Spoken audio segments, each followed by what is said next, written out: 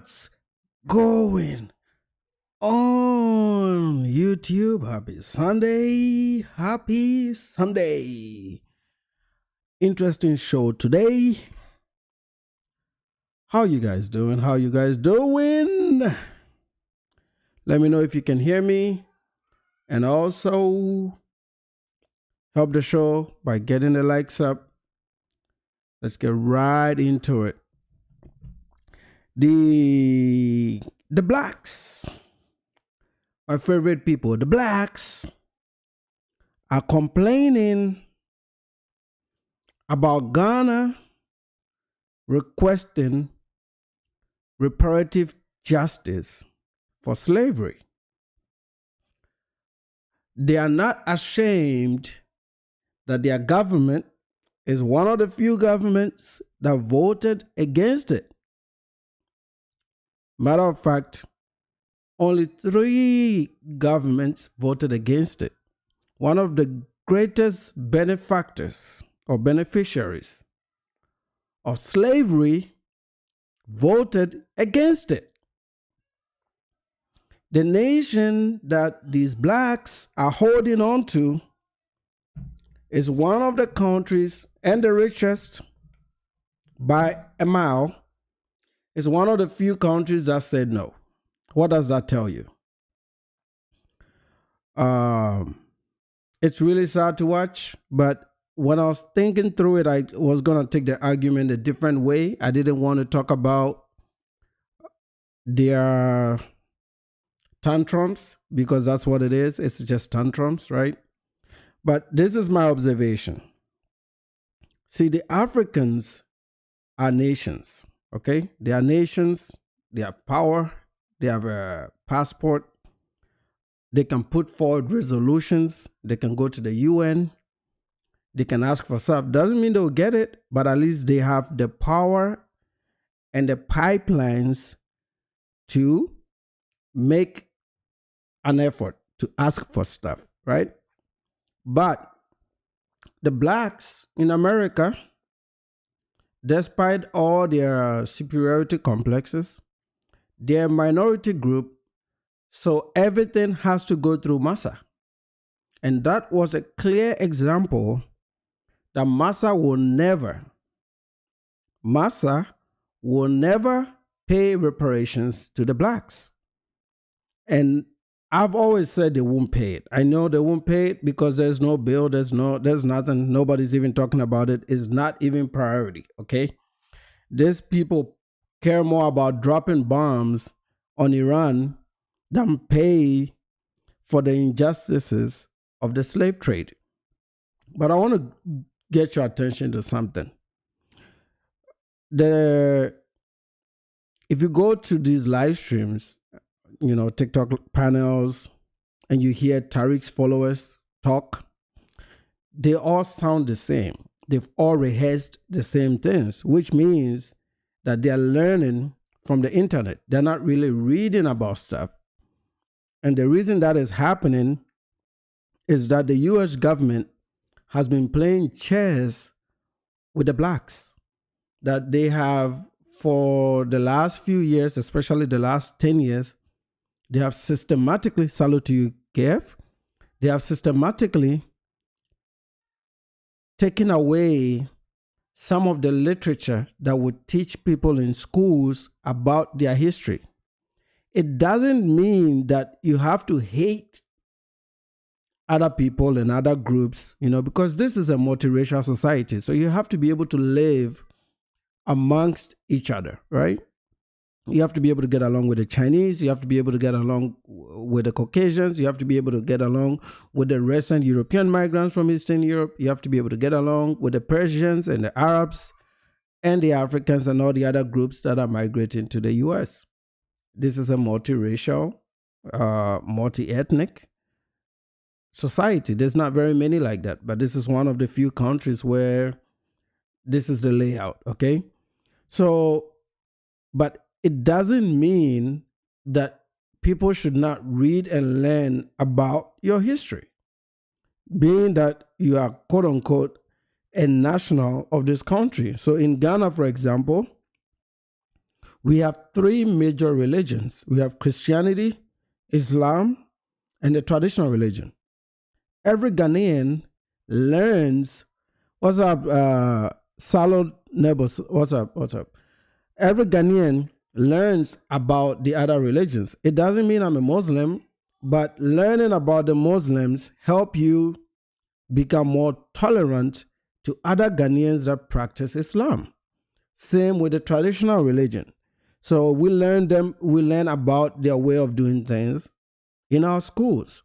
There's a course in Ghana called Cultural Studies where we learn about our other tribes, because believe it or not, the tribes are not the same. We're all black people, but we have different cultures and different languages within different tribes. So the only way I know about the Ewes in Ghana is to learn about the Ewes in school. If I don't learn about the Ewes in school, I just won't know about them. I know they are there in Ghana, but I won't know anything about them. That is the same structure when it comes to education in the US. Black people are part of the United States of America. Whether a minority group or not, they are really part of the United States of America. They are Americans, right? It's one thing if you are learning about immigrants. No, these are Americans. So you have to learn about the German migrants and the Irish and the guys that came to Manhattan and the Italians and what brought them here and what they did while they were here. And you have to also talk about how the black people got here, which is slavery. And it's not to learn about this in the eyes of who is at fault, because the present day Caucasian has nothing to do with what people did 8 generations ago. Okay, that's not the point. The point is not to point fingers at a particular group. The point is just to educate people about how these people's history, because your history is your history and you just can't erase it. So why this erasure is going on is frankly unfair. And I sound like a liberal talking about this, but I also think these erasures is what brings about people like Tariq, because when you erase these things, it removes your identity.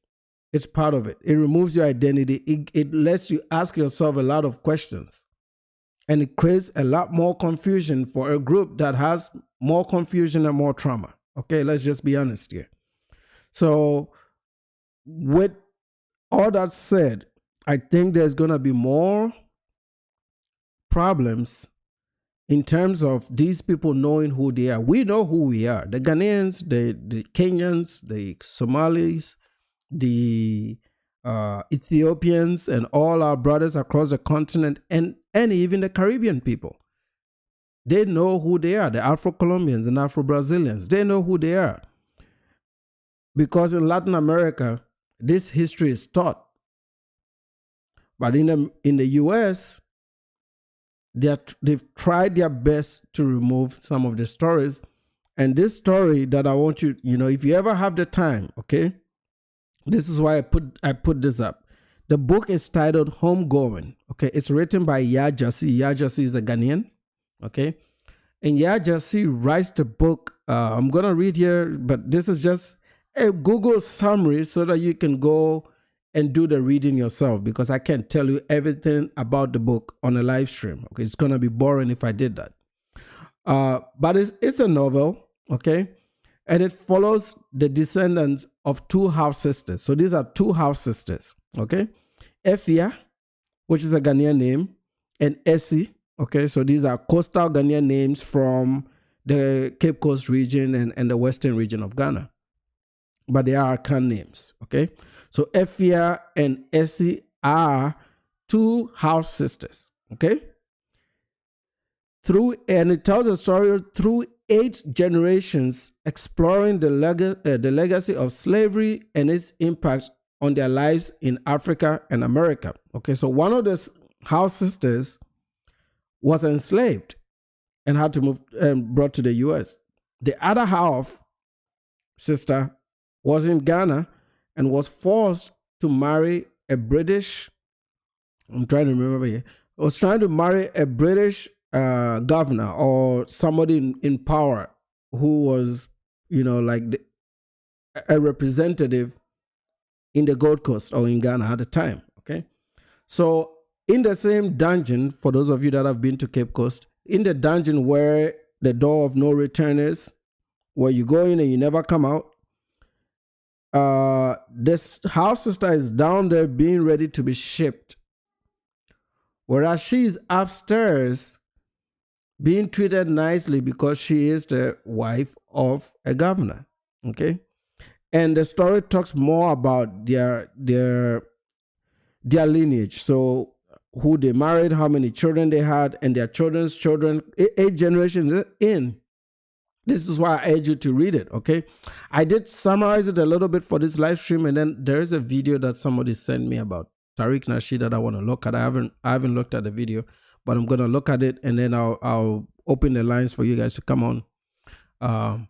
But this is a book that I think, frankly, most Black Americans should read this. I don't care if you like me, you don't like me, or if you're Tariq, you're not a Tariq guy. It's not very many YouTubers that will give you information like this, okay? This is not a chat GPT thing, okay? This is my years of discovery and learning, and sometimes I come here and there's days that I want to be serious and share some important things. But this is a book that you can get on thrift. You can get a used book for $6. I've seen some here on World of Books for $4. Walmart has a paperback for $8. Fellas, just grab one and read about it, okay? And ask yourself why a book like this would be removed from the school system. Public schools will not allow you to read this. Read this book. It's not even a radical book, okay? So I wrote a summary on this, a little bit of a summary on this. Okay, and I'll just take it from bullet points so that it's not too long-winded. But the story begins in the 18th century, in 18th century Ghana, and it unfolds across centuries, revealing how historical forces shape identity, trauma, and survival. So these two people are half sisters. One of them comes to the US. The other half stays in Ghana, but married to a British man who is actively involved in the slave trade. Okay. So the novel opens with Efia and Esi. They are born in different ages different villages in what is now Ghana. Let me move my thing here. But these people will never meet, and yet their lives set the course for generations to come. Efia grows up in a Fanti village, coastal, and is eventually married off to a British colonial governor stationed at Cape Coast Castle. Okay, and unbeknownst to her, her house sister, Esi, is imprisoned in the dungeon beneath that same castle, captured during a raid and sold into the transatlantic slave trade. This stark contrast, so one sister living above ground in relative comfort, the other chained below in unimaginable suffering, establishes the central tension of the novel, okay? Which is like what it is now. Like one group, me, I remain in Africa. The other group, maybe some of my relatives, send over to the other side. This is a classic depiction of what happened during the transatlantic slave trade, okay?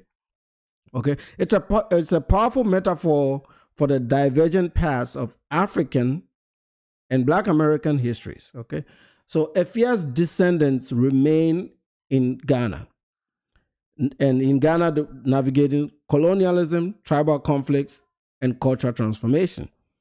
Esi's their descendants were shipped to America, where they endure slavery, racism, and some type of oppression. Okay.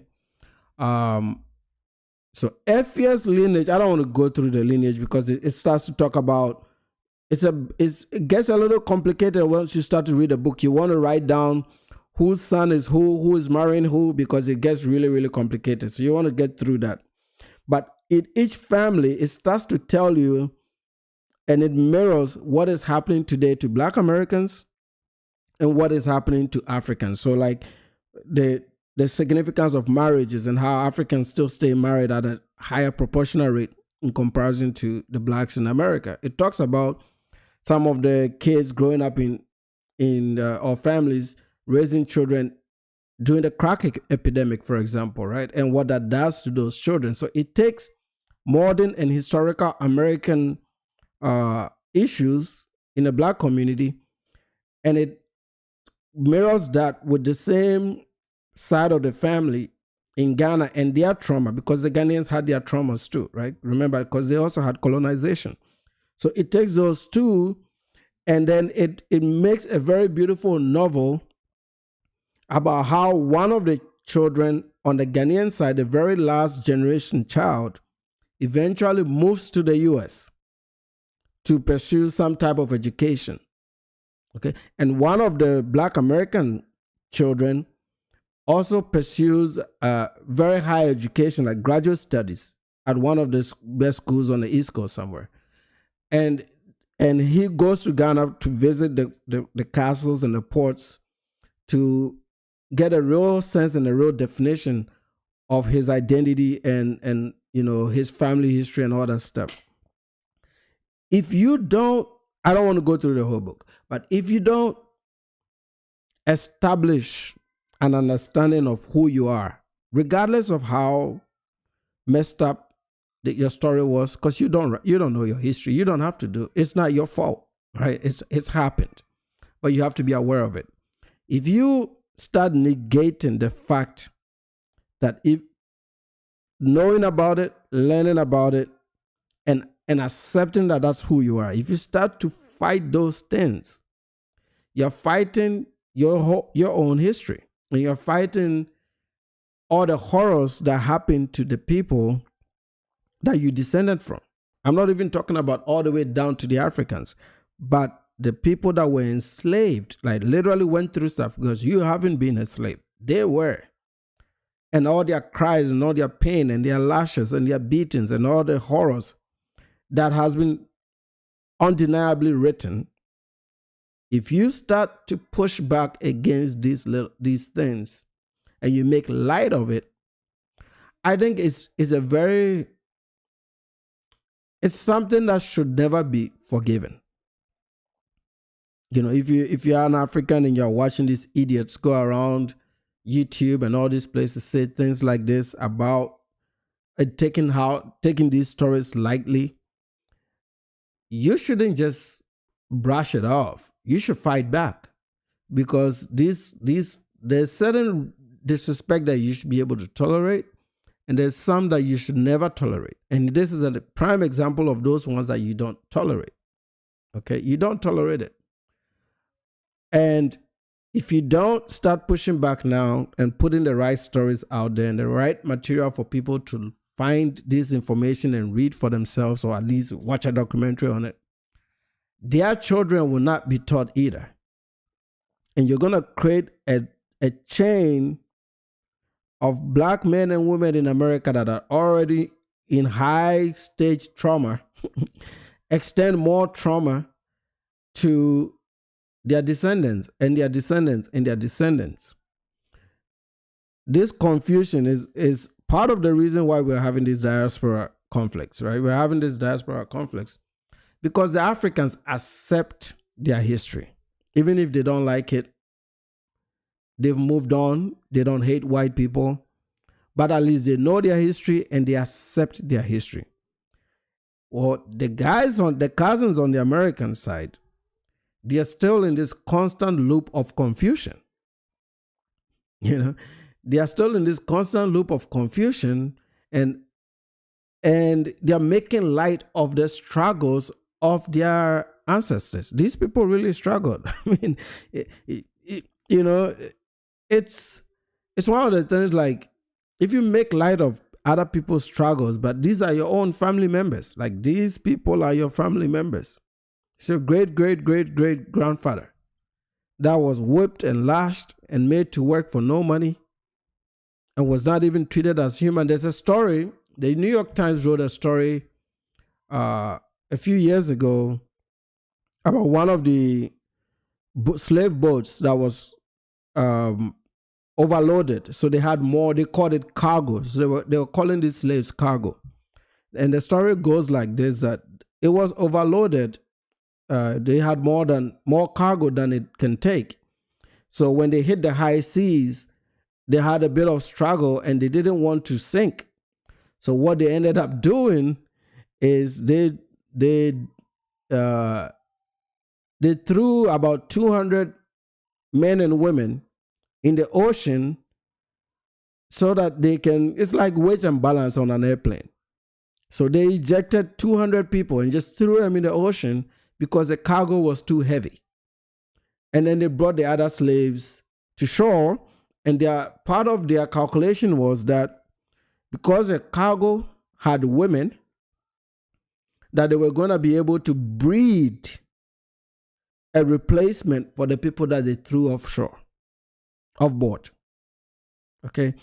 These are all stories you need to read. It shouldn't make you hate any particular group, but it should make you understand and be more conscious about who you are, get through the emotions of it, and at least accept that that's what happened, get some closure, and build on it, like become a much better person than what happened to you. Because you can't fight that evil with evil, right? It's already happened. But at least you know what the U.S. government is doing right now in not every state, but in most states. They are removing books like this. There's nothing radical about it. I mean, some of the arguments they've made against this book is stupid. They're talking about things like it shows nudity, it shows this, no, it doesn't. The nudity there is because some of these women were raped. I don't know if I can say this on the broadcast, but that's the truth, okay? So if you follow things like Tariq, I'm not begging these people not to follow Tariq. They can go ahead and do it, okay? But I bring this up because the Ghanaian government is asking for those reparations. Is not even asking for reparations. They are setting the stage for reparative justice.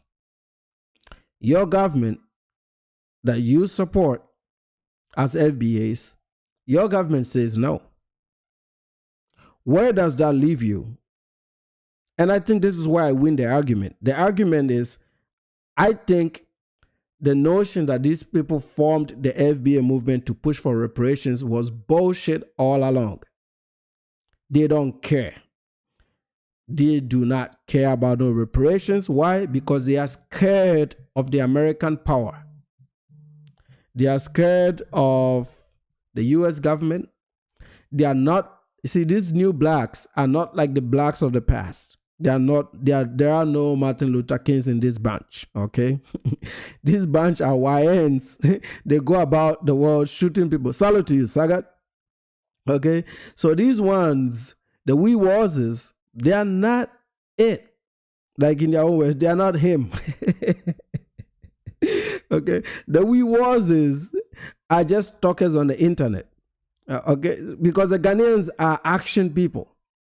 All right. This is why they came to the UN and got a resolution passed. They did something.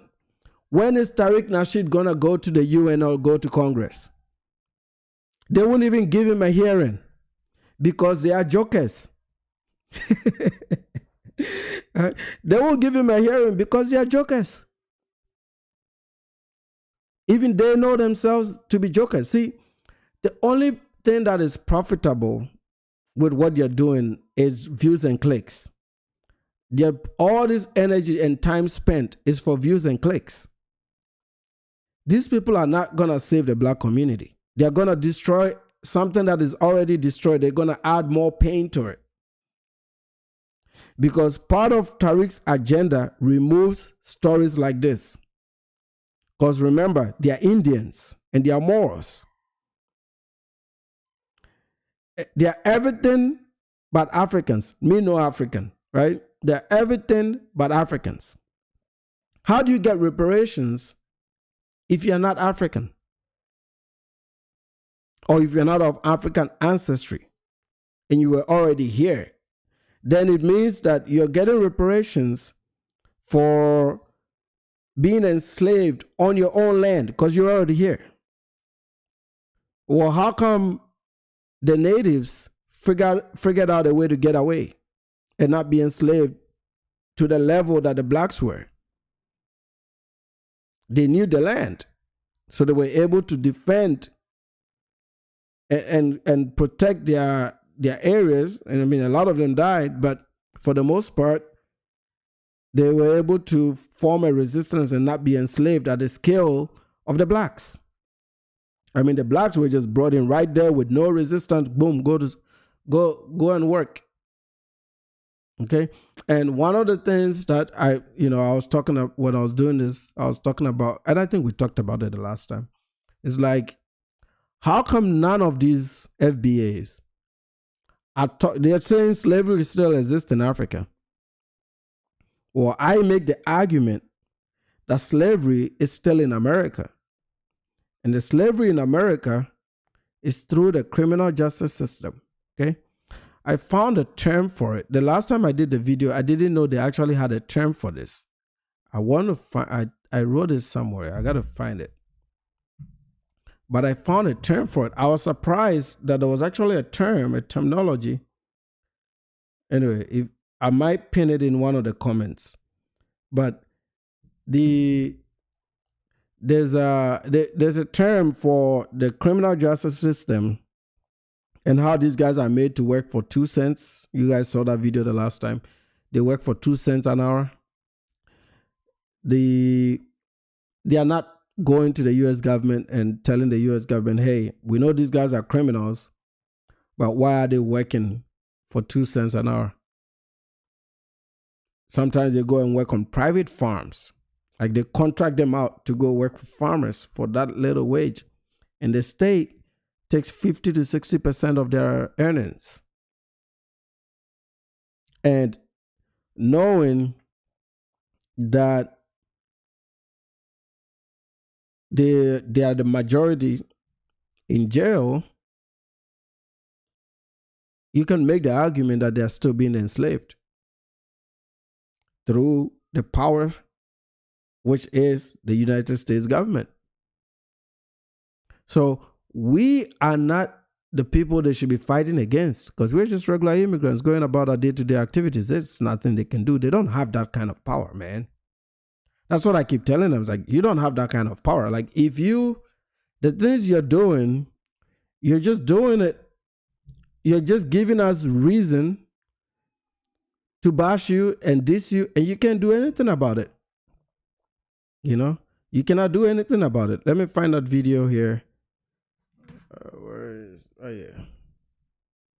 You can't do anything about it. I can come here and talk shit all day, and the blacks can't do anything about it.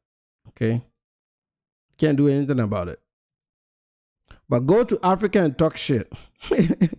Because here the problem is, in Africa, we don't have laws like that. But over here in the US, there are laws. And I have free speech. And if you don't like what I say, there's nothing you can do about it. And if you become violent and you get caught, you're going to go back to the criminal justice system and you're going to be a slave. Or better still, if you're not very careful, you might end up losing your life for going into a place that is considered trespassing because you're not supposed to be here. You know what I mean? So these immigrants have the freedom to talk. Julie, hop on in. Okay, so this is the video that I got. Let's go to it. I mean, it's a long video. It's almost a whole hour. I'm not going to go through the whole thing, but I'm going to see what he's talking about and maybe speed it up a little bit. Oh, this is horrible quality. That's what it. Oh, 720p. No. Let's go to KF. If you are still on and you have some time, I want to test out my video ninja. I did some tweaks today. Let's go to 1.25. All right. Julie, hop on in. I want Julie to come on up. All right, Julie, I want Julie to come on up. Where you at, Julie? Because you asking some stuff in the chat, and you need to come on up and say it with your chest. Julie, I want Julie to come on up. Look, who is this person here? Who is this person? Hopefully these people might want to do a battle or something. All right.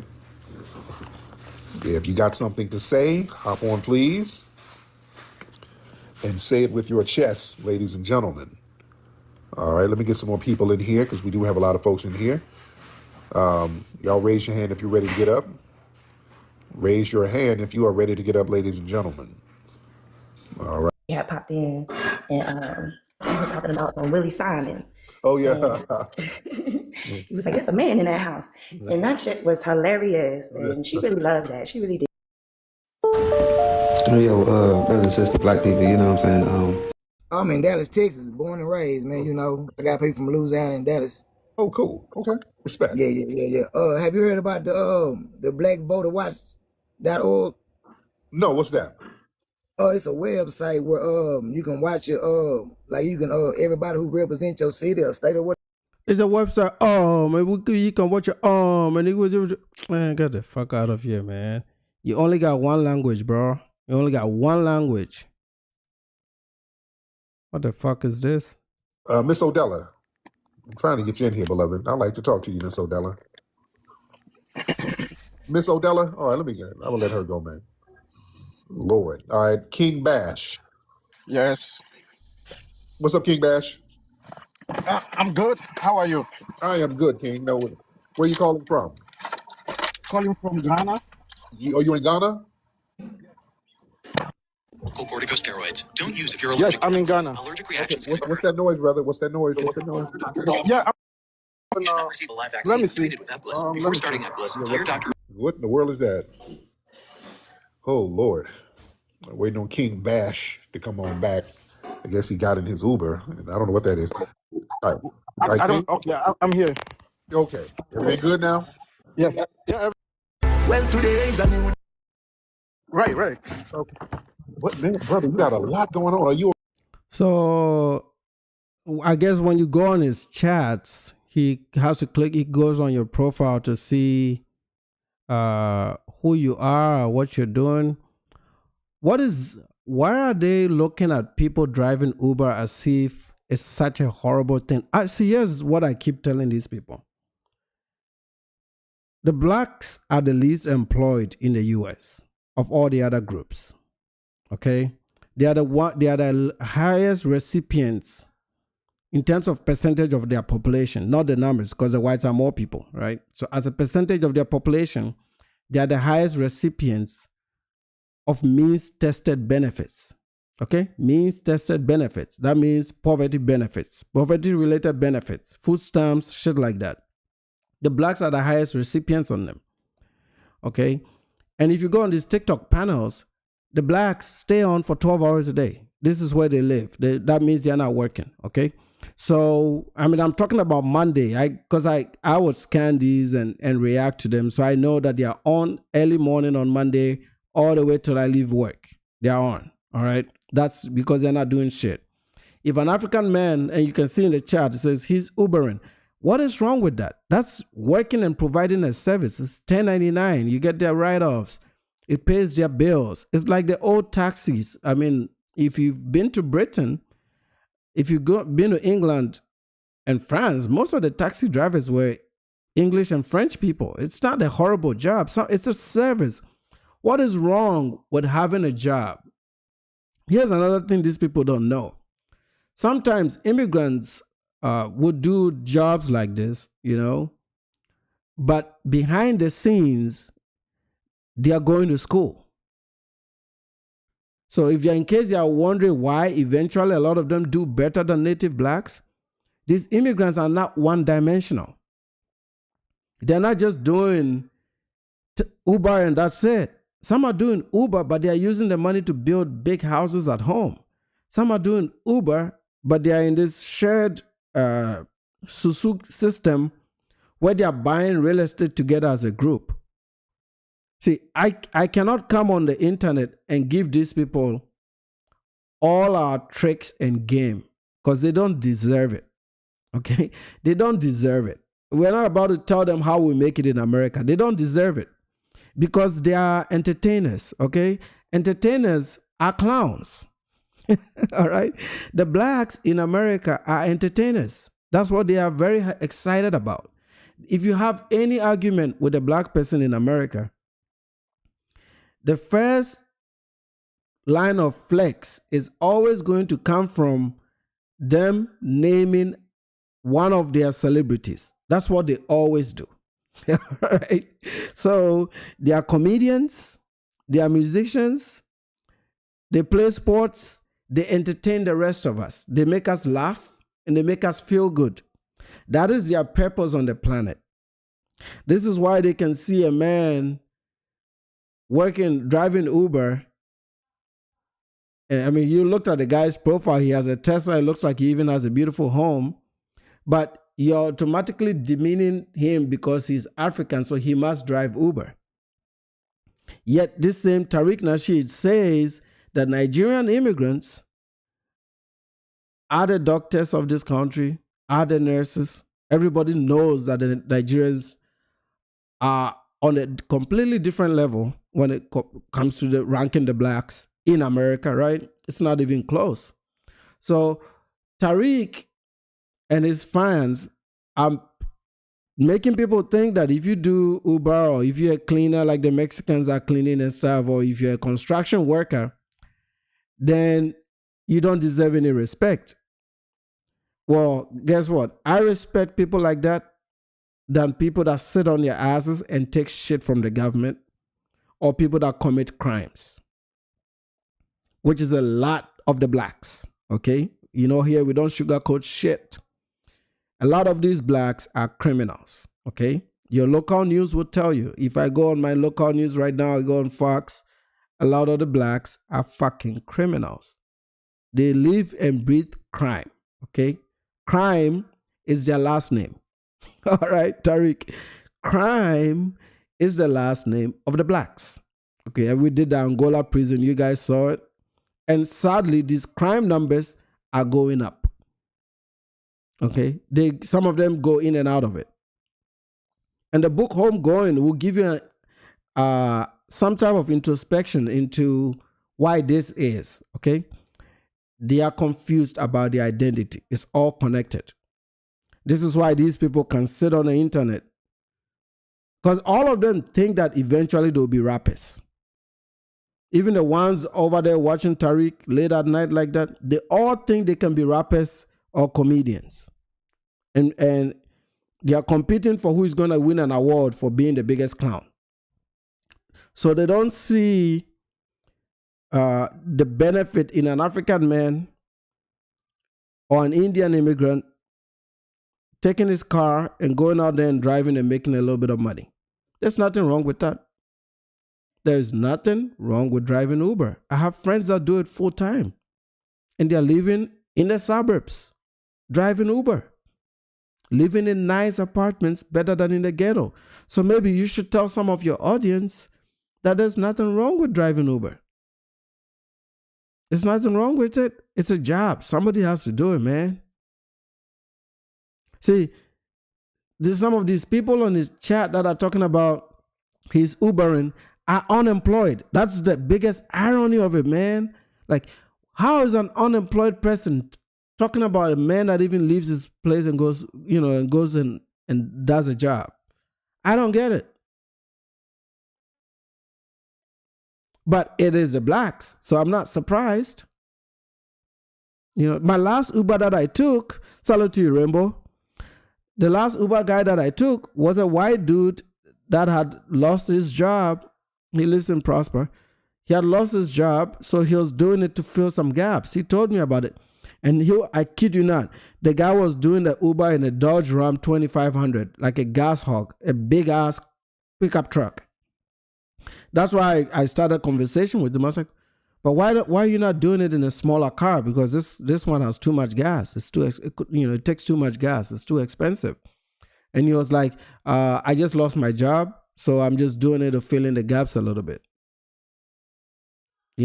Some people do Uber for travel money. I know some Africans that do Uber because they have free time. They got off work. They're not doing shit. I can go do Uber, but I don't do it because I don't want to come into contact with certain groups of people. That's why I won't do it. But I probably I could do DoorDash because I don't have to come into contact. I can do things that I don't come into contact with people. Because the algorithm can send me to the south side and then I have to go deliver to the blacks. So why would I want to do that, right? So, but I see the logic in doing it because I have quite a bit of free time. So I could, spare about, like I told you guys the other day, I can do a $28 rule, where I have to make $28 every day and pick 2 Uber rides a day and put that $28,000 on the side. If you do it every day for the year and you don't take the money, put it in a piggy bank, you would have saved $10,000 by December 25th. Okay? But you can do the numbers on it. Just do $28 and multiply it by 365, maybe 360 because it's 5 days before Christmas. That is $10,000 right there. Why do I know this? Because this is a very financial educators and financial planners. When you go through like a program that to help you save money, like guys that have been taught, like gone through courses on how to save money. Some of the methodologies a $28 rule, and it works like magic. You guys can try it. If you all want us to do it, we can do it. But you have to go out there and physically make $28 a day and take that money out and put it in a piggy bank. You start January 1st and you open your piggy bank by December 20th. You would have $10,000 in there if you stick to the plan. So you don't know what financial program some of these guys are doing. They're not doing Uber for survival. Some of them are doing it as a part-time job. Some of them are doing it as a third shift shit. Some of them are doing it because they enjoy driving around and talking to people. Some of them are doing it because it's a job. It's better than sitting on your ass and asking for benefits. And this is one of the things that maybe you should tell your community, so that they won't be so hateful. Why are you even hateful of a guy that drives Uber? Like the guy drives Uber. It's not like he's a medical doctor or a lawyer. I thought your beef was with the immigrants that come here and do so exceptionally well that pisses you off. If this guy is driving Uber, what's the big deal? That's just a low-class regular job. But at least he's working. And all this talk and all this effort and all this money Tariq Nasheed has raised, this week was an example of them being told that you were powerless in the 1500s and you are powerless now. Okay? You cannot win any elections because there's not a lot of you. We, the Africans, we will not vote with y'all. Laughing is saying Amazon Flex. I might try it. I know my bro does my brother in Chicago has a business that does like medical deliveries. He says it's pretty good. But yeah, I might try something like that, man. If you have the time on your hands, it's bag chasing. Just get your money. And you see, these blacks, they need to be taught these things, man. Over here talking about, it's like a chick. I bet she's a single mom too. Probably fits the description, fits the definition, See, when these guys go on Kendra G's show, these chicks, when they go on Kendra G's show, and I look at their backgrounds, like in their homes, and all their kids are crying out, I'm like, you can tell these are filthy women. They're not clean. And then they come on the internet and pretend like they're this good-looking, nice, clean women. They'll get the fuck out of here, bro. A lot of them are obese. Have 3 or 4 kids from different dads that are probably in jail. And it's a lot of them. It's not like, I'm not making like a 1% argument here. This is like a big chunk of them. I mean, more than half of them are like that, bro. 80% of these guys are born out of wedlock. 80%. Over 80% actually. So it's not like some elite group that can be on the internet pretending to be like, no, they're not, bro. See, this is what makes me very upset when I talk about these issues. Because I don't want us to be compared to a group that is so desolate and confused. Because that means the bar is set too low for us. I want us to be compared to the Asians and the other groups. You know, like being compared to these people just tells me that we still have a lot more work to do. Because being compared to the bottom is really, it hurts, bro. Especially when you don't commit crimes the way they do. You don't treat marriage the way they do. You're not a deadbeat the way they do. You don't run away from home and leave kids to grow up on the streets the way they do. Like, what are we doing, bro? Tariq needs to get serious, right? Tariq needs to get serious. I'll play a little bit of this video and I'll put the link in the chat and then we'll wrap it up. I don't like these things to go too long. Over there barbecuing bushmeat. What are you doing, sir? You're doing a lot. No, I'm charging my Tesla. Oh, okay. There you go. My man. So what's on your mind? What's on your mind, brother? I mean, Yeah, so he's charging his Tesla. This guy's doing good. I mean, you need like 40 grand to be able to buy one of these things, depending on the model, you know? So this assumption that we are barbecuing bushmeat, and I know Tariq jokes about these things. I'm not upset about it. I don't think this. I think this is entertainment, but he hasn't explained this to his audience to understand that most of the things that are going on or he talks about is just to entertain them, to feed their dopamine. These guys think that Tariq is going to war for them. They think that Tariq is a warrior. No, Tariq is not a warrior. Tariq just wants your money, bro. Tariq just wants your money. If Tariq really cared about your community, they would be coming to us for I told you yesterday, they would be begging us for our white curriculum and books like Homegoing from Yajersey. And they'll put these things in the black community to start turning it around. Okay? For us, they can only offer us music and entertainment, but I'm not interested in that rap music. I don't want that shit. So maybe they can just give us a few comedians and make us laugh. That's good enough, right? Because these are they're clowns, okay? They're clowns. So at least on this channel, we're gonna call the blacks clowns, all right? So these clowns, their only goal is to entertain us. If you're not really interested in entertainment, they are really not of any use to you. So Tariq should, if he's really serious about improving marital rates, helping the community, improving the community, gaining the respect of the other groups, he's raised enough money to now go on the ground and start doing some real advocacy and some real work. But coming online and adding to the confusion to a group that is already 80% of them are already confused, you're not going to help them. And I think this is going to make these people regress, while we immigrants are going to be more and more strategic, okay? So the good news here is that later this year, I don't have it yet. Later this year, I'm going to run 2 cohort classes, okay? I'm going to run 2 cohort classes. The first class will be an introduction to SAP, and I'll also teach you enough tools in S4HANA to be able to get an entry-level job, okay? I'll run this for about 3 months where we meet 1 or 2 evenings. I'm still structuring this. It's not complete, all right? So that'll be the first program.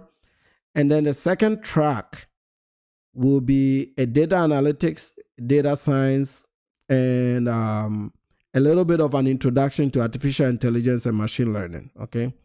So preferably the guys that want to take option 2, I would rather somebody that has at least 2-year college, like a community college. Option 1, no college required.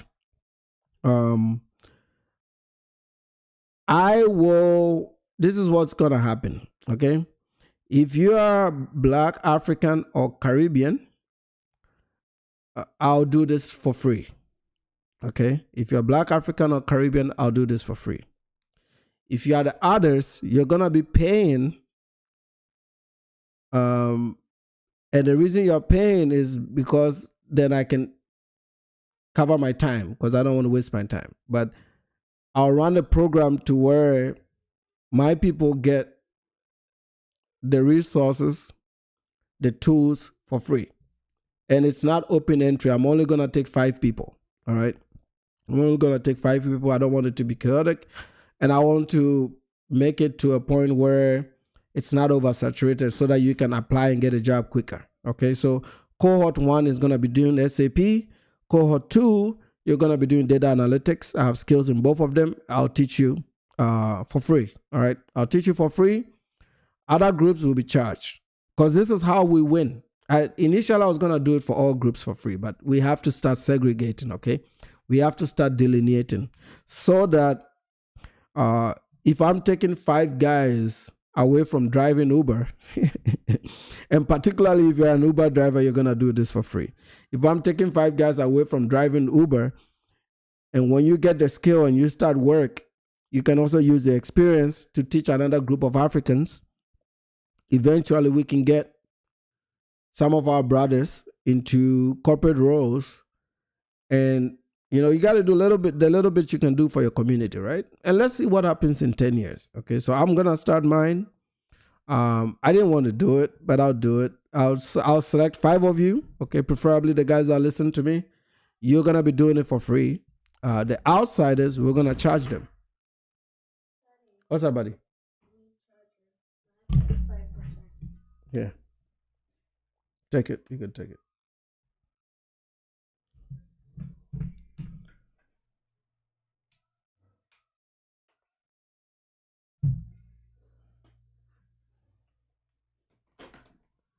Can you close the door, sir?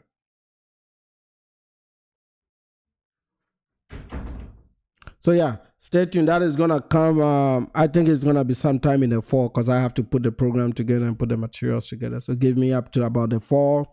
A lot of it is gonna be independent study with guidance. So you're gonna be doing a lot of the learning yourself, but you get guidance from me, and then we'll meet once or twice a week. So I'll take down one of my live streams. It won't be live. It'll just be a Zoom call.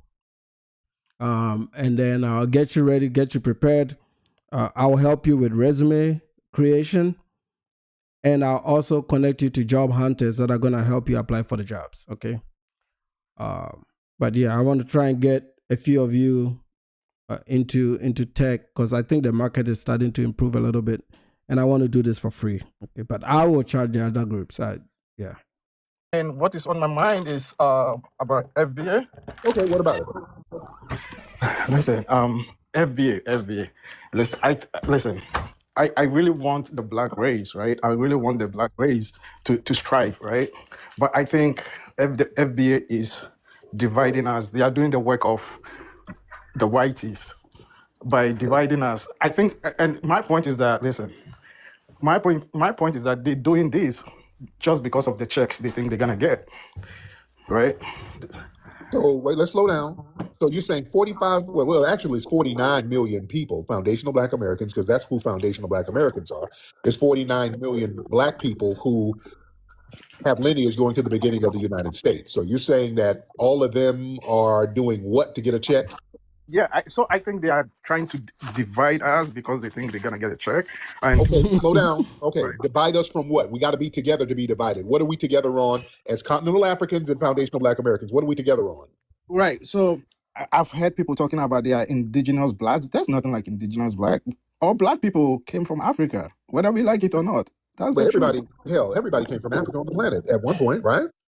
Right. We are the first people on earth. So So I that don't means it's redundant. So now you have to differentiate. I'm seeing in the chat a lot of them have so the guy who is screen recording is the one that is typing and looking at this guy's profile. But I've seen, if you look at the chat, this has become a very common narrative. Let me see if I can find it. So are they united in Ghana? Because they've not been to Ghana. That's what I'm talking about. These guys don't travel. They've never been to Ghana. If you know how the Ghanaian tribes intermarry, the Ghanaian tribes live amongst themselves, is there a community or a society that will be 100% without some tribal elements or some association. It happens. It's natural. It's going to happen. Black gravitates towards black, white gravitates towards white. It's always going to happen. But if it's not limiting the abilities of the other groups to have our resources and to live peacefully amongst ourselves, then I think that's a step in the right direction. We're very united in Ghana. I don't know what these people are talking about. We eat, some of the food these people mock has come from different regions of Ghana. If I eat tozafi, it's coming from the north. If I eat millet and sorghum, it's coming from the north. If I eat wache, that a lot of these guys like, it's coming from the north. Our president is from the north. They're a minority group, but he's our president. So this is why I said these people don't know anything. Our president is from a minority group, and he is president of the republic. His running mate was also from a minority group, and he was the vice president of the previous administration. So yes, we have worked a lot. We've come a long way, and we're gonna even get better with time. But and I know I've been hearing some stories about Ozoro Festival. I haven't done my research on it, so I can't speak on it. But it looks like that's the new thing they're focusing on. It's like they're constantly looking for one negative thing to make them feel good about themselves. You're already struggling here. I mean, why do you need African else to feel good? When you're being dominated right here on turf, you're being dominated right here in everything that matters, bro. Except for you being a clown, you're being dominated. You got to take this thing seriously, man. But this is what I'm saying. It's all for entertainment. And a lady in there says, who the F is us? Yeah, I don't think we are the same people either. This is what, but he's Ghanaian. The guy that called them is Ghanaian. And most Ghanaians think that. The reason most Ghanaians think that is because of our education system and the influence of Dr. Kwame Nkrumah. This is why the Ghanaians came to the UN to request that they recognize that slavery was an atrocity. Why didn't Tariq Nasheed go to the United Nations to ask for? Because Tariq Nasheed has no power. They should be ashamed of themselves. See, I'll give it to them though. I thought when this happened, they were going to stop coming on the internet because it was so shameful. The fact that an African leader had to come all the way from Africa to tell a whole United Nations body and force them to a vote, literally force them to a vote. And they got the vote. At least they got something done, bro.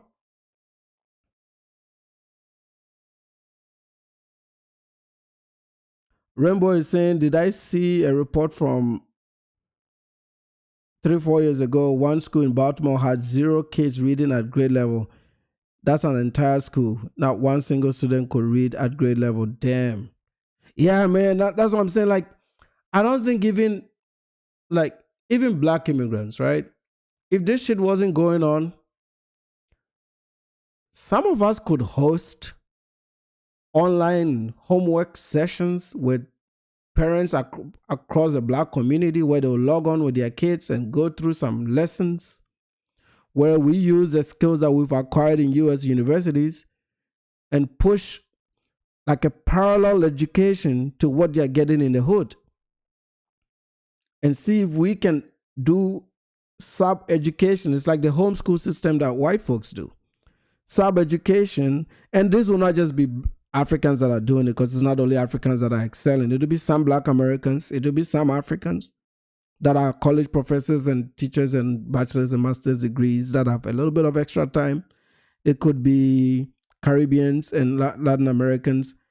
And we could be creating an ecosystem to address it, because education is the way to get out of these poverty situations, man. If your parents didn't have money, that is sometimes the easiest way to get out of it.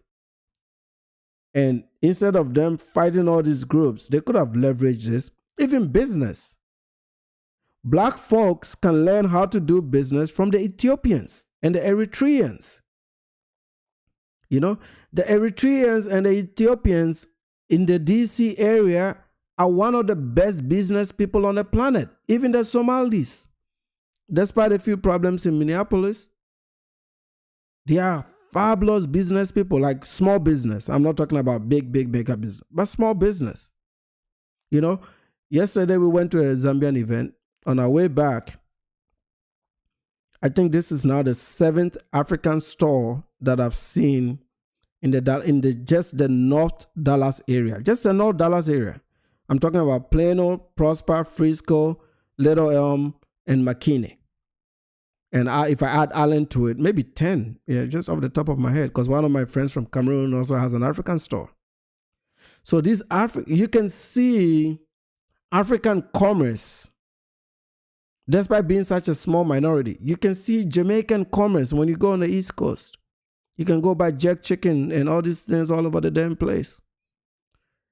It's even 10 times bigger when you go to Miami. You know? And in the early days when I was around Chicago, I used to see like Black American food trucks, you know, like little Black American businesses, mostly mobile businesses, mobile car washes and stuff. I don't see that shit anymore, bro. These people are not working. I don't see that no more. That's what I'm saying. Like, I see more of them on live streams watching Corey Holcomb than I see them physically outside getting into that grind. This is why they have to be on the internet doing Tariq bullshit, man. It is sad, man. It is sad. Where is that story? Let me find it. And then I'll bring you guys on, man. Where is that story?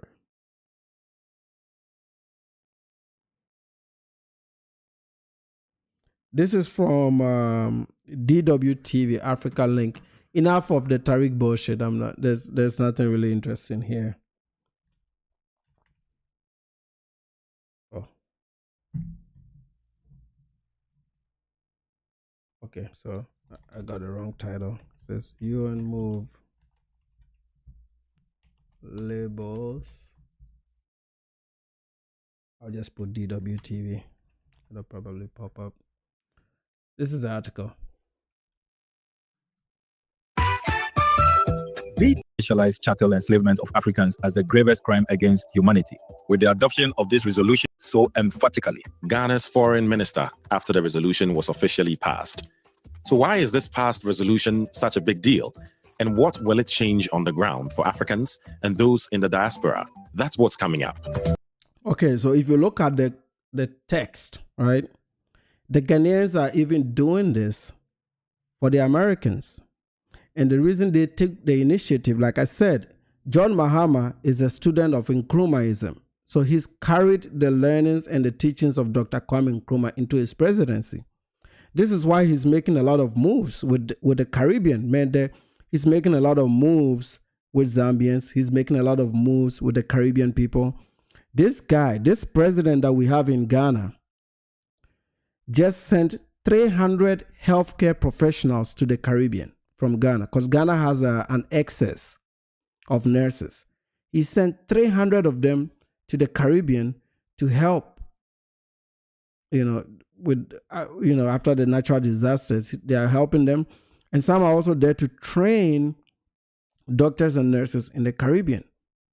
This is how you advance a global black cause. It's from healthcare, skills transfer, skills transfer, technology transfer, healthcare transfer, education transfer, things like this. The Western blacks that are supposed to be the wealthiest, all they can send us is jokes and entertainment. Right? We've been dancing in Africa too much. We don't need that shit over there. If you send me rap music, what am I gonna do with it? I mean, it's cool and all, but if you send me rap music, what am I gonna do with rap music, man? You gotta send me something, So it's not like Ghana came here and they did this to get reparations for just Ghanaians, or to get maybe the Tariq version of reparations. Phil Black or whatever his name is, Tim Black is making videos like, oh, they're trying to steal our reparations. No, they're not. They are fighting for their reparations. But they are making sure that you get some because they realize that you don't have power. You are a minority without power. They can go to the UN, you cannot. So Ninja, shut your ass up and keep eating the coins from Tariq Nasheed because you have no power. Okay, Black Alpha Network, you have no power. Heck, even our Sharpton has no power. Okay, but see, these FBA guys, this is why I've seen some Black Americans call them out because they've noticed that they are making the dumb ones take over the media and the narratives, and it could help, it could erase all the efforts that has, and the work that all the guys have done in the past, even though these are just, I just take them as jokers on the internet. I don't think they're any serious in that, Here. Necessary because the legacy of slavery, which saw at least 12.5 million Africans taken and sold between the 15th and 19th centuries, still shapes racial and economic inequalities today. This is not the end. This is the beginning. What we've achieved today creates a platform for the struggle for reparatory justice. This is what the Tariqs and the uneducated blacks should understand. The people that came to do this in New York, they are presidents, they are policy makers. They've gone to school to learn policy. They are not school dropouts like Tariq. These are policy makers. These are people that have pushed bills. These are people that understand these issues at scale. They realize that these FBAs can't get anything. You can't even get it in America because your government said no. Your government should be ashamed of themselves that they were one of the few, with Israel obviously, to completely say no. All the European nations abstained. At least they were on the fences. Your government said no. They were not even ashamed of it. They were not, see, it's like they are not even scared of you. They're saying it to your face. And the reason they can say it now is they've restricted you now. During the Luther King eras, the protests were more pronounced. The Caucasian Americans were more cautious of how they navigate these race issues. Nowadays, they're very bold to say no. They don't give a damn. So guys like John Mahama is aware of these things, that for you to be able to get anything, you have to start somewhere. You have to first get that recognition, and then you can now use that as a platform to advance it. I'm going to let him say it one more time, and then I'll put the link in the chat. For the struggle for this is the beginning. What we've achieved today creates a platform for the struggle for reparatory justice. So it creates a platform. They're not getting reparations today. See, the Tim Blacks and all these, that Dennis Perlin and all these idiots, they took it like, oh yeah, they're trying to get reparations. No. Have you started trying to get reparations? Are you the payer of the reparations? This is the classic definition of jealousy. Okay, there are two groups.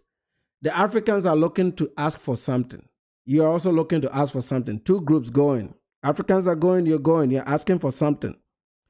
The superpower countries are at the top. They are supposed to pay what you're asking for. You're both going to ask for it. Why are you worried that I went and I asked first, instead of worrying about why you haven't been able to ask? That's the classic definition of jealousy. They are jealous, right? You want something, it's like, I want this and I want this, but I worked hard and I got the job. And you're complaining that because you were talking about it first, but you didn't do the work, then I shouldn't even be trying to get it. How does that make sense? It's like money, right? You're trying to get some money. I'm trying to get some money. but you don't want to go to work. The moment I go to work and I got that money, you're complaining that I'm trying to get the money. That's what they are doing. So Tim Black, Tariq Nasheed, and the chick we reacted to yesterday that are all making videos, they are all emotional thinkers. They are not strategic. You need to create the platform first, which is an acknowledgement that it's a crime against humanity. And then with the crime, you can now go and start pushing for reparative justice. Also, you can also only do it if you are somehow at parity, which means you're a nation, you're a group, you're a movement.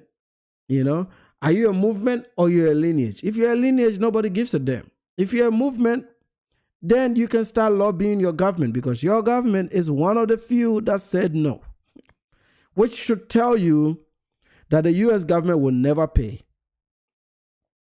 For us, we can force the Europeans to pay something. The Africans can force the Europeans to pay something. But the blacks in America can never force the U.S. government to pay anything. They won't pay it.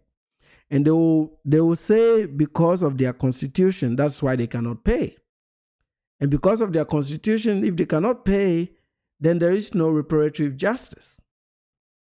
It's only going to remain on social media.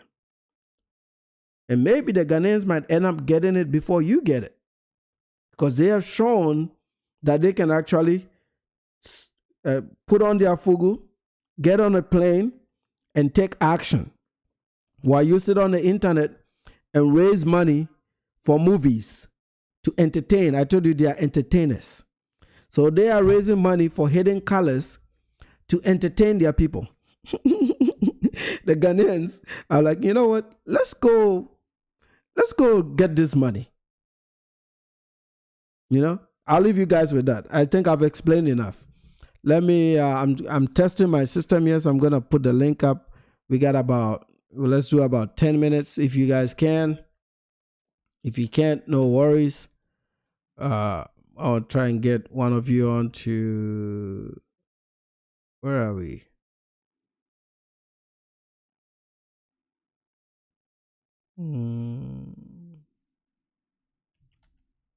Let's try this.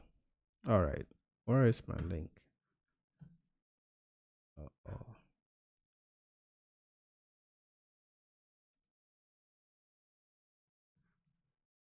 Okay. So yeah, if you join late, you're looking for the book. It's called Homegoing. It's by Yajasi. You can grab your copy.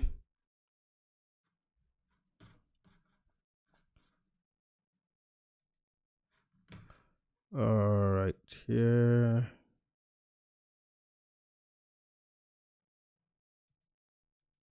Yeah, somebody says accept the delineation. Let's move on as separate continental groups. Yeah, I mean, we're all separate people. I mean, the Africans are Africans. It's never been the Africans are Africans.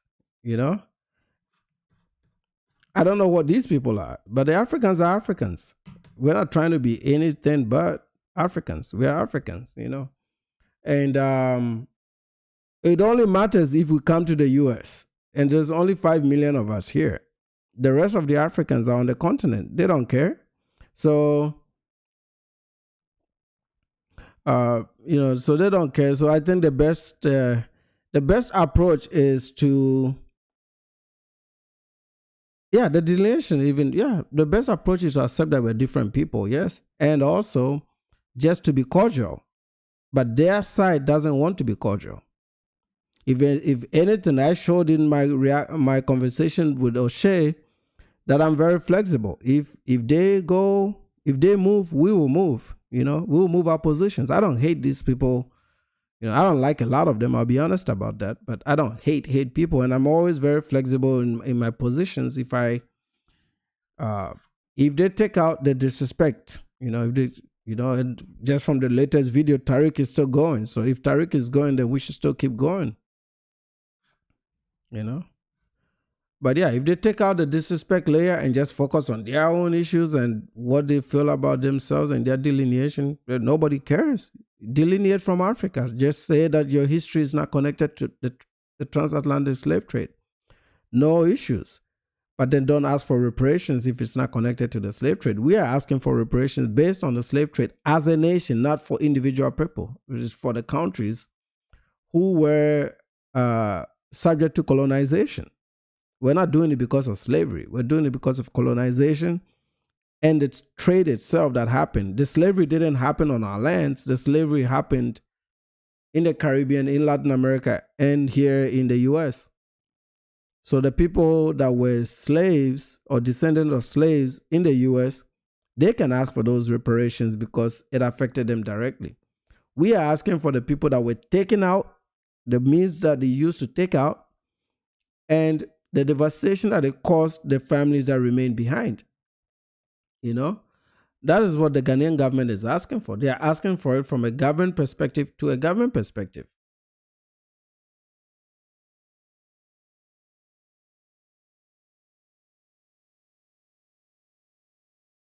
I don't know about the Ozoro Festival. I don't know about them. And I'm not a refugee. I came here, like I said, I came here on an EB1 visa.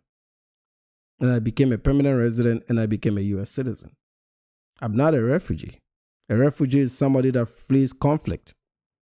I came to college here at the invitation of Illinois State University. So these are the layers of disrespect that you all need to get away from if you are really serious about having a conversation. You know, if not, I mean, I'm not going to leave you alone. I don't make any money off of this shit. You guys see my analytics. I don't make any money off of this. I don't make any money off of this. My two channels combined make about $200 a month, and I've never taken a paycheck.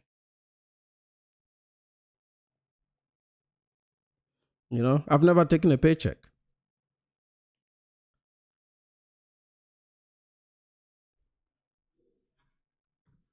KF, are you on the call?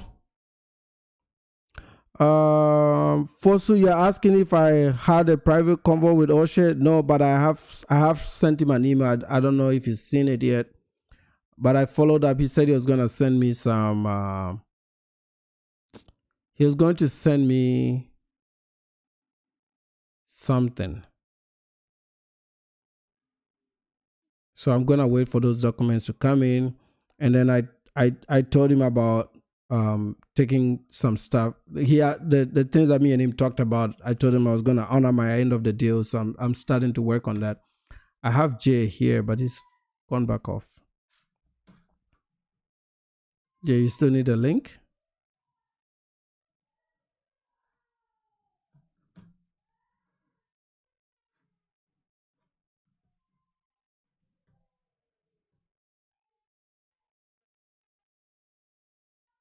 So yeah, they have to, you know, like I said, it's a small percentage of us came on a refugee status.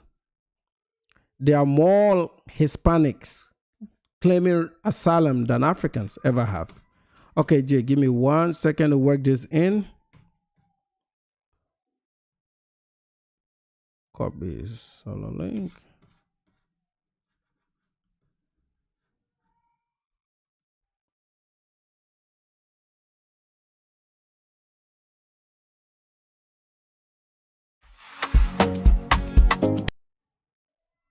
It keeps dropping off.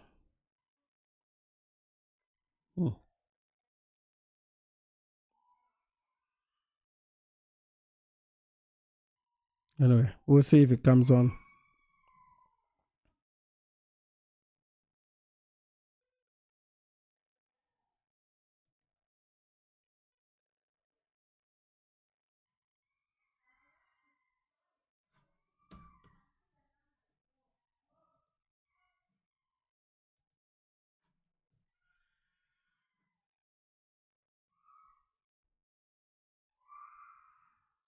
Salute to you, Jay.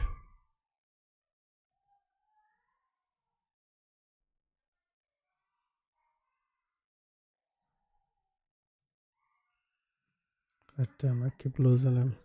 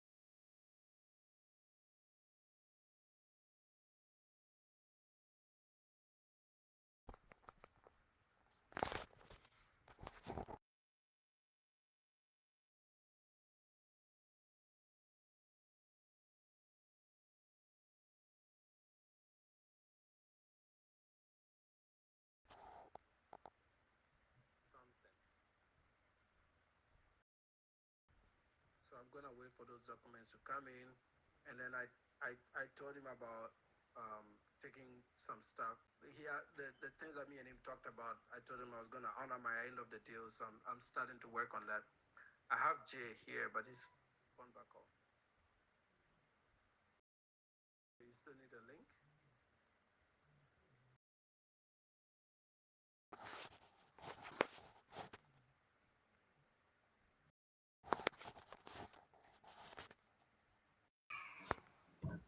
What's up, bro? Yeah, what's going on? How's everything going? Long time. Yes, sir. You can hear me, right? Yes, I can hear you now. Okay, give me 1 second. Let me put you on the screen.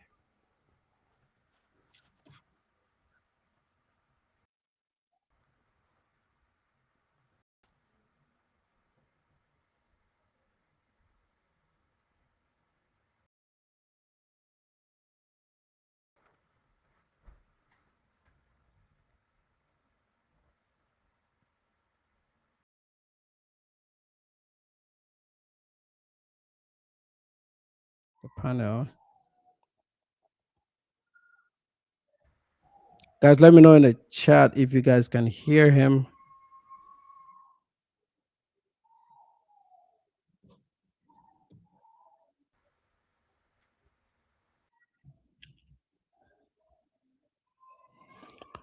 Yeah, man, I think we're live. I think we can hear you. Yeah, you can hear me, correct? Yeah. All right, sweet. I want to see. Let me know in the chat if you guys can hear Jay before he takes off.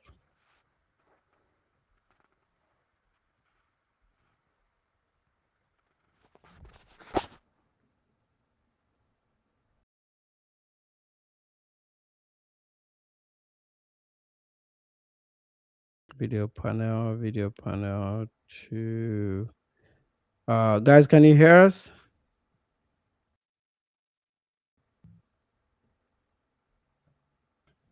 Let me put on the monitor. Give me 1 second. Get the monitoring on.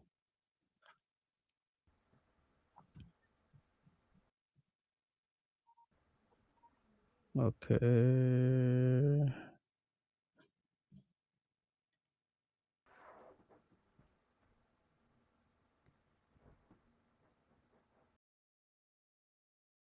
Yeah, I think they can hear you. Give me 1 second.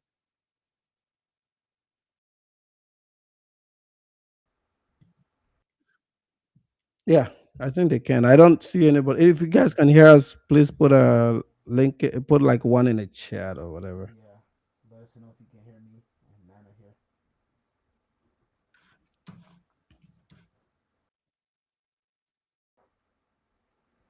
0, I saw 0 there. 0 for you? I don't know. I don't know. Nana is live. Can they hear me? What about Jay? Can you guys hear Jay?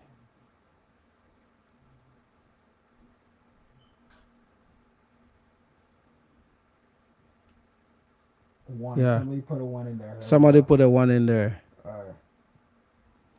Yeah, okay. They can hear you. They said you just sound a little bit muffled. Are you on a Jeep? Muffled? Are you on a? How does it sound now? Not as muffled, correct? Yeah. Were you on like a thing? Yeah, I was a little too close to the headphone, the earphones here. Okay. All right. All right. He says somebody like says yeah, it sounds like you're in the bathroom taking a shit. Oh, that's funny. That's funny. That's funny. Rainbow the God is crazy, man. How you doing, man? Long time, bro. Yeah, I know, a long time. You know, I've been paying attention. You know, I've been catching you sporadically and whatnot. I see that you swap channels. So I did catch what you were saying about it. You said due to the algorithm and whatnot, you wanted to make sure that people could catch your lives and whatnot. So yeah, definitely I've been catching you. I've been in and out sporadically. I've been watching a good amount of your stuff, binge watching and listening to what I can and stuff like that. Also listening to other, other content creators as well, speaking on the topics that, with the diaspora and the chaos that is going on right now. But Yeah, honestly, salute to Ghana first and foremost. Salute to the Ghana's president. Very he kept it. He simplified everything for everybody. So for those who don't know, he's not talking about reparations from the United States government only. He's talking about reparations from all of Africa, from all of Europe, those who participate in the transatlantic slave trade. So he's not speaking, oh yeah, we need reparations from the USA. The reason why he said it over there was because the UN conference was going on over there in New York. So that's why he said it over there, because everybody was over there. So he's like, you know what? This is the best place to get my message across. Very simple. Yeah. And that's so. I know Tariq and his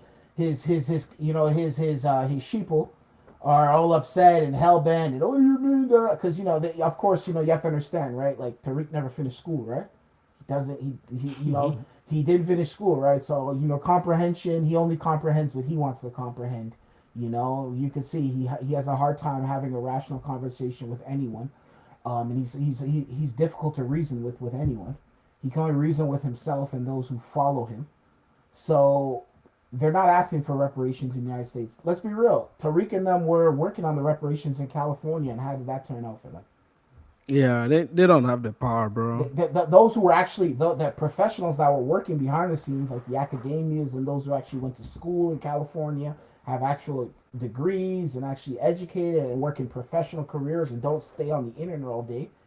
What happened? What did they say about Tariq? They said he messed up everything. He came in there and he brought all the confusion in the world, and everything got screwed up. So they said he messed up everything. So if you're in California and you're looking for reparations, you know who to blame. It was you know who to blame. It wasn't Ghana. It wasn't some FBA in New York or no non-FBA in New York or some guy in Africa or some Nigerian or some Somalian in Minnesota or some Mexican or whatever, Panamanian black or whatever, all the excuses they bring up. It was him and him and him and him in California. So if you think he's going to lead a federal reparation case where California was leaning towards giving it, there was talks about California doing it. That was all over the news. They were talking about like, hey, how do we do it? Do we give cash settlement? Do we give this? Do we give land, et cetera, et cetera? And that blew up. And then they realized who was trying to take over, and they're like, no. Let's get some serious people over here. Maybe get some professional lawyers. Get some of the professionals out here who actually who actually broker deals and get things done. We can't just get anyone to do anything because our country is not built like that. People make fun of the president of the United States. Last I checked, he went to Fordham University. He went to Wharton Business School. He got education too. He ran businesses and he's a professional. I saw a good question from Folayan. Folayan is asking, he says, where is it? Let me go back to, where is this? Where is the, man, I don't want to miss your question, but I thought it was a good question and Jay would have been a good guy to answer this. Oh, damn, where did it go? Where are you? Come on. He was asking about like how if reparations were approved, how would they know who gets what? Okay, this is a question. He says, if we ever get reparations, how would the government determine how much for each person? Is that in the Ghanaian context, or are you talking in the Black American context? In the Black American context? Because the Black American context, they're asking for the reparations to be paid out to people individually, like that Trump check, right? Yeah. The Ghanaian one, I think it's just going to be like any money that goes to the Ghanaian treasury, and then they will just spend it on whatever schools or whatever they want to spend it on. I don't think it will be individual payouts. Correct. Yeah. What do you think? Yeah. There's even footage of years ago of Tariq Nasheed talking about how if they gave reparations, we couldn't even give it to the Black American one because they'll start spending it on bullshit. They'll start spending it on hair and all this other stuff. There's video footage. I actually seen the footage myself. You can go out there and look for it. It's there. He was clowning people, saying they'll spend it on weed and alcohol. And so he was chilling.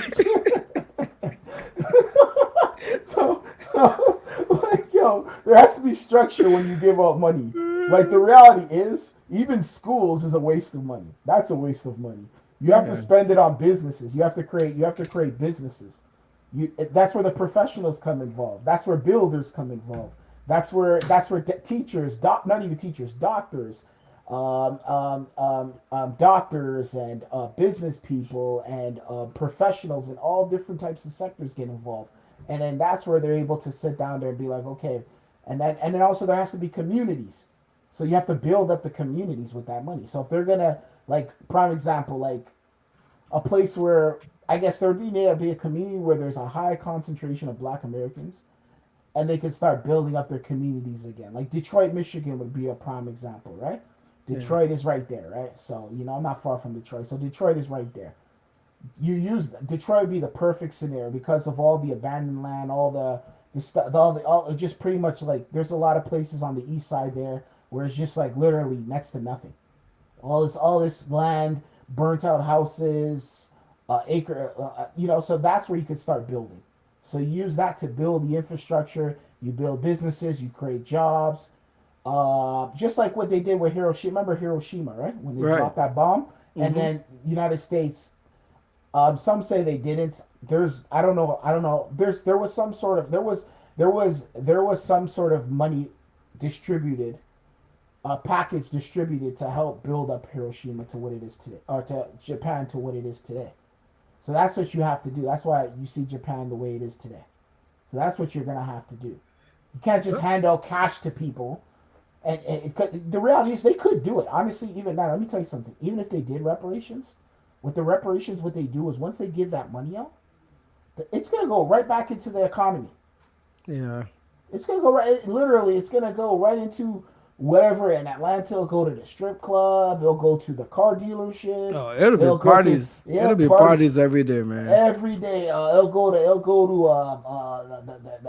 the swap meets. The nail shop, the Foot Locker, jewelry, all the jewelers, bling bling, bling bling. Yeah, it'll go to the freak offs, the P Diddy freak, the Atlanta freak offs. You see what I'm saying? It'll go to all the stuff that they got going on over there. They will literally, and then the money will disappear. It never even existed. And that's the worst case scenario. Somebody is saying terrorists are always trying to attach themselves to FBAs, and he's talking about 50 Cent. I mean, like. Why is it always entertainment? This is what I'm saying. These guys are clowns. They are just there to entertain us, bro. Yeah, but why is he even mentioning 50? What does 50 Cent have to do with this conversation? This is what I'm trying to say. There's a comprehension problem with a lot of people. Like, we're talking about reparations, and you guys are talking about 50 Cent. 50 Cent has nothing to do with any... I get it. 50 Cent is on your mind because, that's all you listen to is the algorithm and the stuff 50 Cent got going on. I know he entertains you daily. But we're talking about real matters right now. If you want to talk about entertainment, there's other channels for that. This is not the channel right here. He keeps, do you know anything? He keeps asking about this Ozoro festival in Nigeria. I don't know. I mean, we don't, like I said, we're not the same.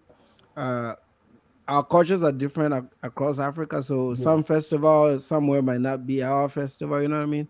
I can't speak on something I don't know anything about. Go find your Nigerian friend. I can make a video on it another day. I can go research it. I don't want to do a video when I don't have the facts. No, you don't even need to speak about it. To the person who keeps speaking about it, go talk to your Nigerian friend about it. That's all you got to do. Go talk to the local Nigerian guy that you know and ask him about it, and he probably might not even know what the hell you're talking about. Yeah, it's probably like some small minority tribe that is doing some crazy shit. Yeah, right now we're talking about the United States of America. We're not talking about Nigeria right now. Yeah, we're not talking about festivals in Nigeria. Then if you want to talk about festivals in Nigeria, we can start talking about festivals over here, because there's a lot more festivals over here than there are in Nigeria. Let's just keep it 100. Yeah. So, come on, let's stick to the topic, guys. Yeah, I don't know. I that's what I'm saying. It's like they're constantly looking for some equivalent to their bullshit, so that they can make videos about it and laugh about it. And then if a lot of these things, if you notice, on the surface, it sounds like it's horrible, and then you go to get the real story. I'm like, why? That's just because they're confused about the culture, right? So they look at it like, oh, The Africans are doing this. Yeah, because you're white people. So that's why you don't understand it, dude. It's like you're something happens in Portugal and you're asking somebody in Spain about it or someone in Italy about it. Like Exactly. what do they have to know about? What do they know about that? Yeah. What you asking somebody in Germany about something that happened in Portugal? Like, come on, make it make sense. It doesn't make any sense. They're different countries. You know that, right? That's like me. That's like something happening in Mexico, or asking somebody in Canada about it. Like what? Yeah, man. Yeah, come on. Talking about Ozoro Festival. I don't know what that is. I don't care what that is. Yeah, like, I could care less, I man. think because we're Ghanaian here, everybody, we know what's going on in Nigeria. Like, come on, man. Guys, stick to the topic. Come on, man. Yeah, come on, man. Yeah. Yeah, man. Yeah, let me wrap this up. Let me give you the last word, man. And Yeah. I was just gonna ask you. I was gonna ask you. Were you able to get in contact with O'Shea after that, or? Yeah, I sent him an email because that was the plan. It was for me to send him an email. So I sent him an email. He's gonna send me he said he will send me some documents. So I'm hoping that he can send those documents during the week. I'll review those documents. I'll try to see if the two of them can have a conversation, because frankly, man, like after listening to both sides, I think I really don't think the guy was being malicious. That's just my personal take. I think they just fell out, right? They fell out because of what he told O'Shea. That's just how I look at it. But O'Shea doesn't hide that. He says, like it really hurt him what the guy said. So I think that's where everything started from. And then he goes back and researches some things that have been going on, and he pieces it together that, this person did this to him. So I said, like I can't tell you who to be friends with and who not to be friends with, but if you guys can talk and forgive each other, then you can move on with your lives. You can't hold a grudge your whole life like that. So I'm gonna ask you a question. Is this why O'Shea's upset about Africa and all this other stuff? Is this why he's so jaded and angry, and he's joined this FBA cult because of his experiences in Africa? Because it's like a 360 he's done. Yeah. Because I did go through, after we talked on the live stream, I went back and I started looking at it. Sorry, I started going through his previous content, and I was looking at the views on the Tariq related videos. He's not there. So like Tim Black and all these other guys, they are clearly doing this for money, right? Because they'll get a lot of black eyes on it. Yeah. In the beginning, the views are quite high, but if you've not, the views have really dropped. Like that grift is not grifting at all.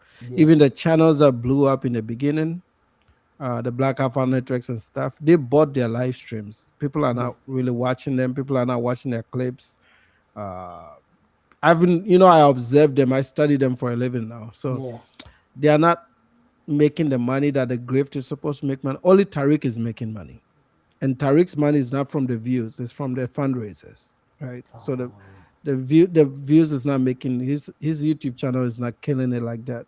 He's only got 200,000 subs, and people don't watch the videos, and he doesn't create videos, he just makes live streams, right? So the super chats and the and the donations that he gets from the fundraisers, that's the only way he funds the grift right now. People are not giving him money like that.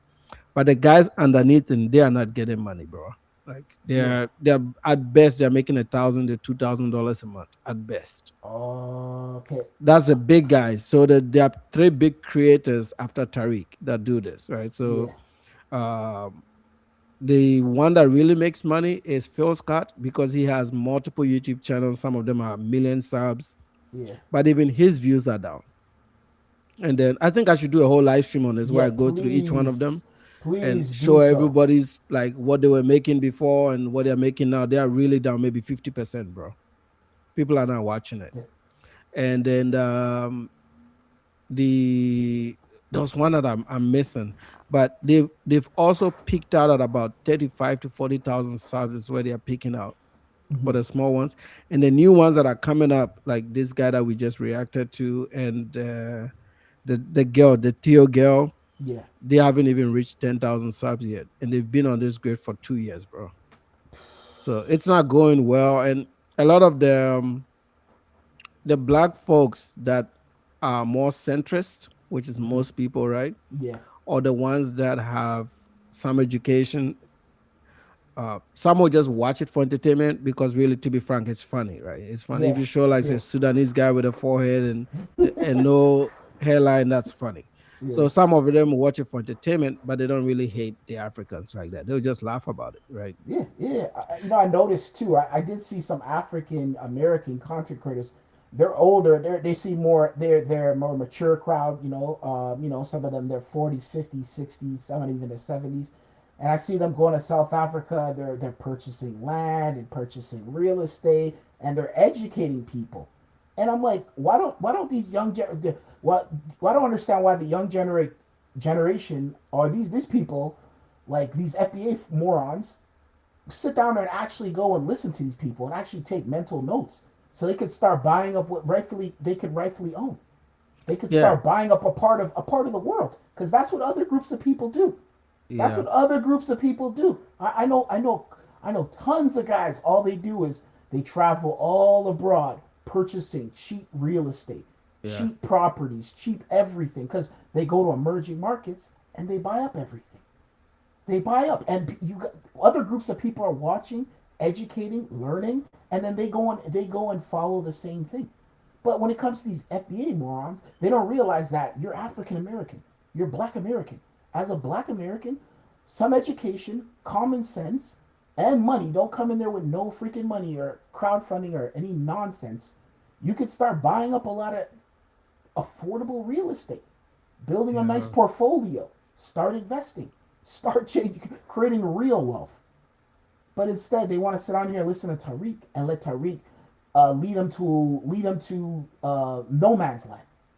Yeah, and another thing that I observed them, so I learned something about them. Yeah, They are very insecure about the state of the community. So they will nowadays, if you listen to Black Alpha Network, it's hard to listen to him, but he's yeah, funny though. yeah, If you listen to Black Alpha Network, they are starting to talk about, oh, these Africans, they get us when it comes to family. So we need to start building families. And they're trying to tell the women to get their shit together so that they can start getting their families and in their relationships intact. But if you really look at it, these same women, 80% of them already have children, bro. So that means they have to sign up for single moms. These guys are not going to do that. I'm not trying to be funny or nothing. A lot of those women are not even going to listen to them. A Yeah. lot of them are not even. What are they? Why are they going to listen to those? What can those guys do for the women? And then also too, it's just like, if you're thinking about women instead of thinking about building, you're in trouble. Yeah. You're in Yeah. trouble, because you're in trouble. If we need to start building, they have us on families. No, no, no, no, no, no, no, no. No, no, no, no, no. It's not about they have us on families. Everybody has families around the world. Everybody. That's normal practice. We're all mammals at the end of the day. Right. We're not trees.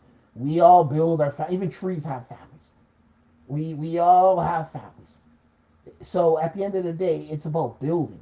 And that's something that these guys don't realize. It's like, listen, the professional, trust me, I meet a lot of professional African American guys. I'm talking about guys who are working in high finance, commercial banking, investment banking, hedge fund, private equity. You don't hear about these guys. They're in the crypto space. They're in technology. They're in this. They're in that. They're not sitting down here talking about that. They're working with people from all over the world. You think they're worried about FBA junk and all that nonsense? Nope. Nope. They're into building. Somebody is saying they raised 265K in 2 weeks. It's not 2 weeks. I've been following that fundraiser for a long time. I watched Tariq like a hawk. Now it took them a while to get up there on the Kickstarter. It took them a long time to get up there. But it's for the movie that he's already made. It's a grift. He's gonna spend your money and chill in California. Meanwhile, like Sab-Saharan said, Adonis is locked up under house arrest in Romania. Where is his fundraiser? We Where's got to his react to fundraiser? him tomorrow. Yeah, yeah. Where's his fundraiser? They don't care. They don't They care. just want to give the money to Tariq. And then again, like I played a video of the hood in Chicago the other day. Why are you not doing fundraisers to help these kids in Baltimore read at least at their grade level? LeBron James school is failing. You know that school is failing, right? Yeah, no, in Cleveland over there. Yeah, I don't live Yeah, too far it's from there. failing. He put the money in, he built you guys a school, and you couldn't maintain it up to status. And that school is failing, bro. He didn't even build it. Nike pretty much Nike built the school as a shrine to LeBron James. If you go there, you see all this LeBron James symbolism. But at the end of the day, it's kind of like LeBron James doesn't care about that. LeBron James only cares about his image. And at the end of the day, what is LeBron James? LeBron James, all he finished was high school. He didn't go to college. He didn't go to university. LeBron James, a basketball player. You think he cares about all that other stuff? LeBron James cares about his image. LeBron James isn't running around screaming FBA. LeBron James goes to China. LeBron James goes to Caribbean. He goes to Canada. He goes to he's a world travel man. LeBron James has connections in India, in Africa, and all over. You'll see it with all types. You go ask LeBron James. Go look at his team. He got dudes from everywhere on his team. He's not worried about all that stupid stuff. Gags is saying, and then he'll resell those DVDs to them. It's amazing how he's easily he's running circles on them, man. I'm like, damn. Yeah. He's running circles. Remember that museum? It was supposed to be this big acres of land. People donated, put in money into it, and then he bought a bodega like the size of a bodega in Manhattan. You know those bodegas in Manhattan? The size of that. He's running a museum in a bodega, pretty much like a corner store. You know, I haven't had time to review his tax returns. I have them, right? You know, I told you the other day. Yeah. I'm gonna do a whole live stream on it, and that'll open their eyes to it. This guy is like running circles around them like a motherfucker, bro. It's not even. He'll make fun of. He'll call everybody a tether, but then his wife's father is Haitian, and the woman is an Irish Jewish woman. A Haitian man and Irish Jewish. So, and he's running around screaming, "Those are not tethers." Tethers. You see how he's raised 261,760 and it's been 32. Only 3,200 dummies exist. That's what I'm saying. It's not a lot of people, bro. Yeah. If this was a big priority for the black community, a lot of you would be there. All right. So social media shout out is $75. He has other pledges that are going on there. Pledge $100. Advanced Blu-ray. Who's still buying Blu-rays nowadays? Who even has a DVD? This guy is just running circles around them. Who has a DVD player in their house? Yeah, I told you, man. These blacks are dumb, bro. Dumb, and disclaimer: we want you guys to know it's not all black Americans that support this guy. It's not all of them, because it's only. I'm talking about the 3,200 people. There's only 3,200 people that donated, so it's not like a whole fleet of people. It's just the usual dummies. They donated $80 with their tax refunds because this thing just went up higher not too long ago. So they waited for their tax refunds because they don't pay any taxes. They always get a refund, right? Yeah, they get a refund. Yep. They paid $80 each to get him up there. That's what they spend their money on. You could have spent this money in the hood. Yeah. You know what he does with this? He doesn't file his taxes. He just runs all this through a nonprofit. This, use of AI. I plan to use AI generated content in my project. He use AI to do this shit, bro. Yeah. Let me see if this one will allow me to do a screen share so you can see it. Even if you don't, you might be able to see it on your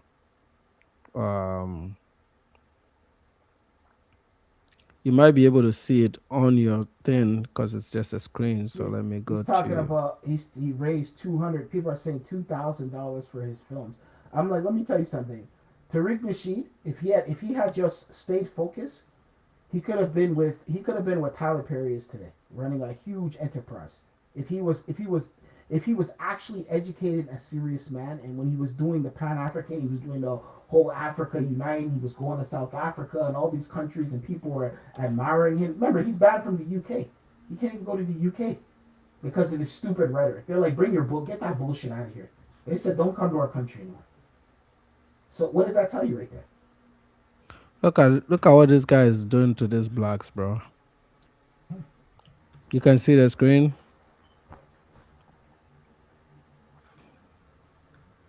Let me scale it so you see it better. It'll be on your screen. You'll see it. If you look, He says he plans to use AI generated content for the project. This guy is using ChatGPT to make a movie for these dummies.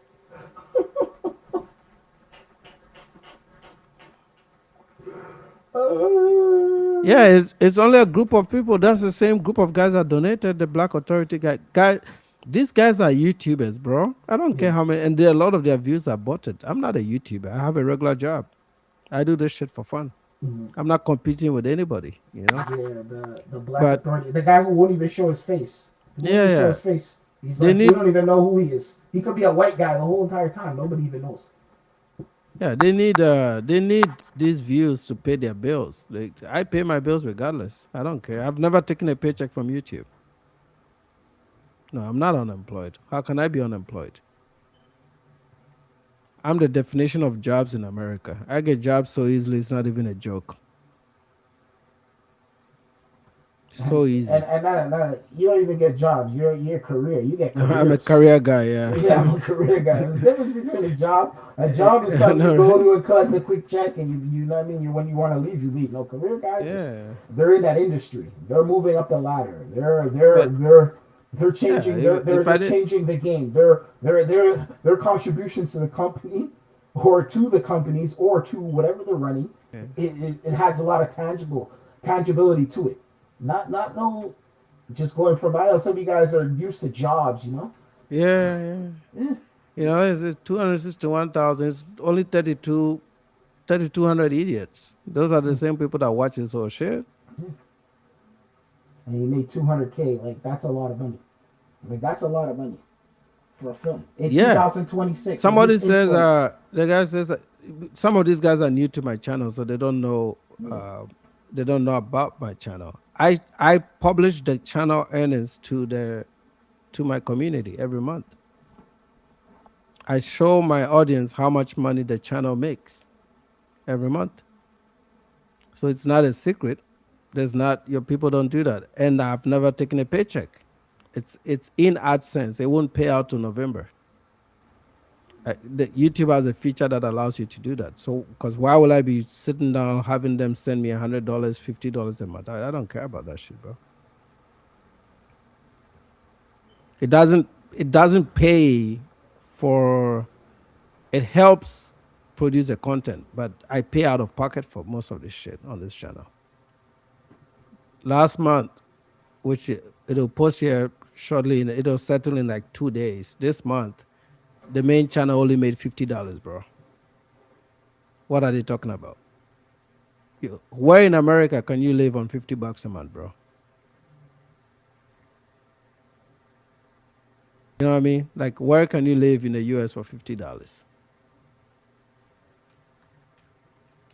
If this was my full-time job, my wife would kick me the fuck out of here, bro.